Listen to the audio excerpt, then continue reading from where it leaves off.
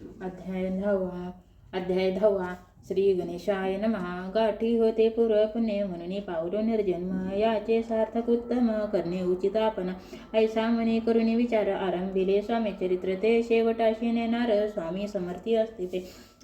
हायरी नामक ग्रावी यजुर्वेदिक गृहस्थाश्रमी बाळप्पा नामे द्विज कोणी राहत होते आनंदे, संपत्ती आणि संतती अनुकूल सर्वतया प्रती. सावकारी सराफी करीती जनी वागती प्रतिष्ठित, 30 वर्षाचे वय झाले संसाराती उबगले. सद्गुरु सेवेचे दिवस आले मती पालटली त्याची, जरी संसारी वर्तती तरी मनी नाही शांती. योग्य सद्गुरी आपणा प्रती कोठे आता भेटेल, पंचपक्वाने सुवर्ण ताटी भरून आपणा पुढे येते.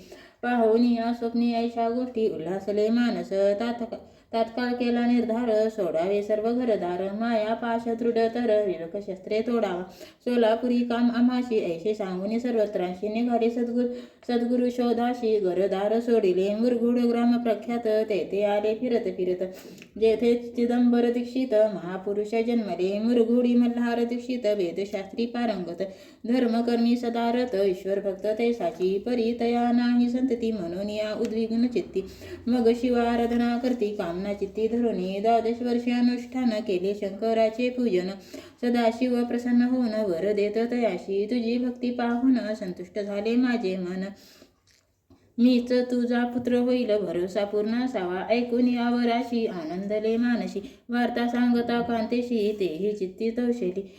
9 मास भरता पूर्ण कांता प्रसवली पुत्र रत्न, मल्हार दीक्षित आनंदवून संस्कार केले धाविनी. चिदंबर नामाभिधान ठेविले तया लागून, शुक्ल पक्षी शशी समान बाळ वाढू लागले. पुढे केले मौजी बंधन, वेदशास्त्री झाले निपुण.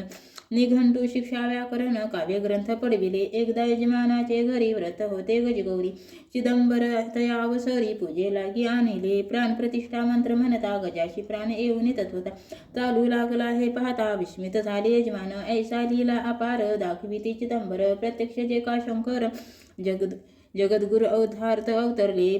पुढे प्रौढपणी यत्न केला दीक्षितांनी, सर्व सामग्री मिळवून द्रव्य बहुत खर्चले. त्या समयी एके दिनी ब्राह्मण बैसले भोजनी, तूप गेले सरोने दीक्षितांते समजले. जल भरले होते घट तयांशी लाविता अमृतहस्त, ते घृत झाले समस्त आश्चर्य करीती सर्वजन. तेव्हा पुणे शहरा माझी पेशवे होते रावबाजी, एके समयी ते सहजी दर्शनाते पातले. अन्यायाने राज्य करीत दुसऱ्यांचे द्रव्य हरित, यामुळे जन झाले त्रस्त दाद त्यांची लागेना. त्यांनी हे ऐकून मरघोडी आले धावून, म्हणती दीक्षितांशी सांगून दाद आपली लावावी. रावबाजीशी वृत्तांत कर्णकर्णी झाला श्रुत, म्हणती जे सांगतील दीक्षित ते अमान्य करवेन. मग दीक्षितांशी निरोप पाठविला, आम्ही येतो दर्शनाला, परी आपण आम्हाला त्वरित निरोप देई. जे ऐसे सांगता दीक्षितांप्रती तयावेळी काय बोलती, आता पालटली तुझी मती त्वरित मागशी निरोप. कोपलान तुझवरीश्वर जाईल राज्यलक्ष्मी, सर्व वचने ठेवी निर्धार निरोप तुझला दिलाशी. सिद्ध वाक्य सत्य झाले रावबाजीचे राज्य गेले, ब्रह्मावरती राहिले परतंत्र जन्मवरी. एके समयी अक्कलकोटी दीक्षितांच्या निघाल्या गोष्टी, तेव्हा बोलले स्वामी यती आम्ही त्या ते जाणितो. यज्ञ समारंभाच्या अवसरी आम्ही होतो त्यांचे घरी, तूप वाढण्याची कामगिरी आम्हाकडे ते होते. महासिद्ध दीक्षित त्यांचे वर्णे अल्पवृत्त, मुरघोडी बाळप्पा येत पुण्यस्थान जाणून. तेथे ऐकिला वृत्तांत अक्कलकोटी स्वामी समर्थ भक्तजन तारणार्थ यती रूपे प्रकटले. इति श्री स्वामी चरित्र सारामृत नाना प्राकृत कथा समर्थ सदा परिसोत प्रेमळ भक्त. 10वा अध्याय. गोड हा. श्री स्वामी राजार्पणमस्तु. शुभं भवतु. श्रीरस्तु. अध्याय 11. श्री गणेशाय नमः.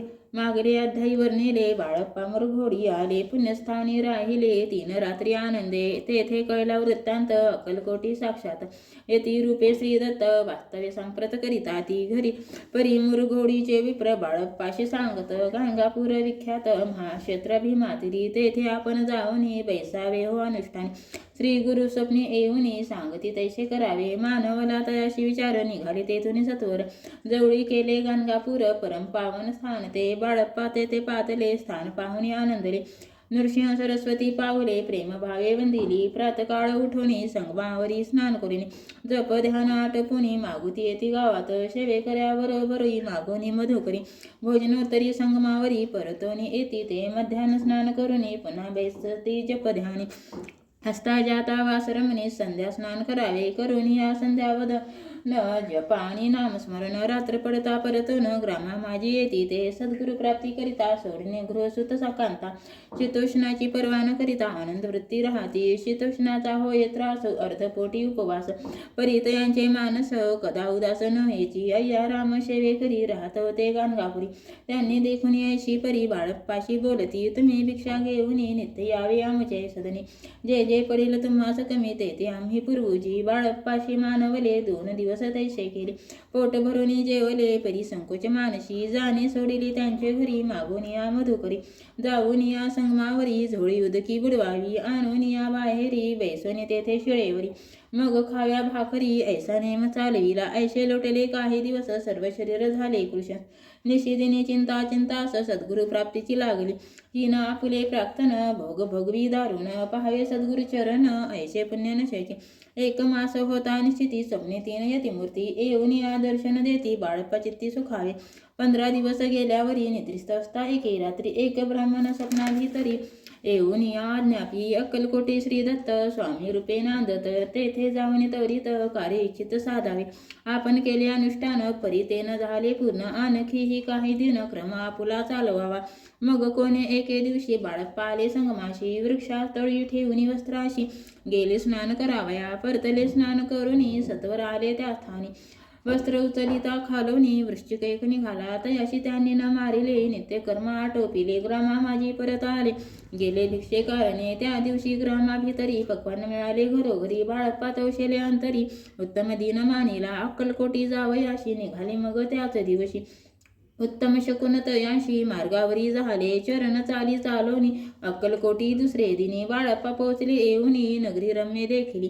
जेथे नृसिंह सरस्वती यती रूपे वास करीती तेथे सर्व सख्य नांदती आनंद भरला सर्वत्र तया शेत्रींचे महिमान केवी वर्णमी अज्ञान प्रत्यक्ष जय वैकुंठ भुवन स्वामी कृपेने झाली इति श्री स्वामी चरित्र सारामृत नाना प्राकृत कथा संमत श्रोते सदा परिसोत 11वा अध्याय गोडहा श्रीरस्तु शुभम भवतु अध्याय 12वा श्री गणेशाय नमः करावया जगदुद्धार करावया भूभार वारंवार परमेश्वर नाना अवतार धरितसे भक्तजन तारणार्थ अक्कलकोटी श्री दत्त यती रूपे प्रकट होत तेची समर्थ श्री स्वामी गताध्यायाचे अंती बाळप्पा आले अक्कलकोटी पुण्यनगर पाहुणे दृष्टी आनंद कोटी न समावे त्या दिवशी श्री समर्थ होते खास बागेत यात्रा आली बहुत गर्दी झाली श्रीजवळी दर्शनेच्छा उत्कट चित्तीस खडी साखर घेऊन हाती गर्दी माझी प्रवेश करीती स्वामी सनिग्ध पातले आजान बाहू स्वाशवदन श्री स्वामी मूर्ती पाहून बाळप्पाने धावून दृढ चरण धरिले येऊन या भानावरती श्रीचरणांची सोडिली मिठी ब्रह्मानंदन माये पोटी स्तोत्र ओठी गातसे श्री स्वामी समर्थ त्यावेळी पडले होते भोतळी ओठून या काय केली लीला एक विचित्र सर्व वृक्षांच्या लिंगन दिले त्याने प्रेमे करून बाळप्पावरचे प्रेम ऐशा कृतीने दाविले त्या सभे एक जहागीरदार ते होते विराडावर स्वयंपाक करून तयार म्हणती जाऊ दर्शना म्हणती जाऊनी स्वामीशी अर्पण करा निवेदाशी अवश्य म्हणून तयाशी बाळप्पा तेव्हा चालले या समयी श्री समर्थ असती नृप मंदिरात राजाने वाचून तेथे प्रवेश कोणाचा न होय मार्गावरून परतले सत्वर विराडावरी आली तेथे निवेदार्पण केले मग सारिले भोजन नित्य प्रार्थ काळी उठून शतकर्माते आचरण घेऊन स्वामी दर्शन जपा लागी बैसावे श्री शंकर उपास्य देवत त्याचे करावे पूजन नित्य मध्यान्ही येता आदित्य जपानुष्ठान आटपावे करी झोळी घेऊन श्री स्वामी जवळी येऊन मस्तक ठेवून चरणी जावे भिक्षे कारणी